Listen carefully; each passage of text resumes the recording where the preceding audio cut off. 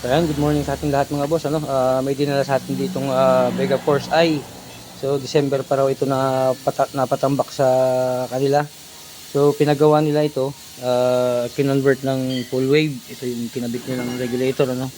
So pinakuha ko yung original ng regulator.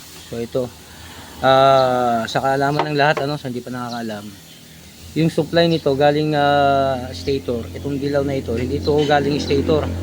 Ang galing stator, ito lang kulay puti. Sa itong dilaw niya, pag sa original niya na regulator, pag andar, nagkakaroon to ng supply papuntang headlight. So ang ginawa nila, ginamit nito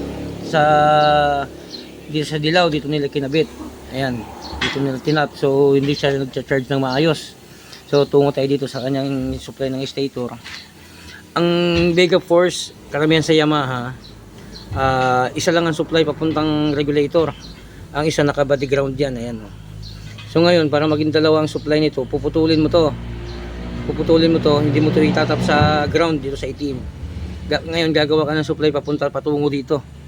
So ayan, kaya nangyari nito, muntik nang masunog ang stator, ano. So ito babaguhin natin. Ayan, hindi nakakaalam, mga nagdi-DIY, isa lang ang supply ng Yamaha Vega Force. Sa mga sa M3 ganun din.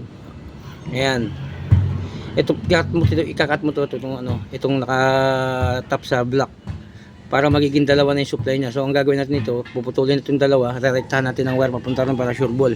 Alright mga boss,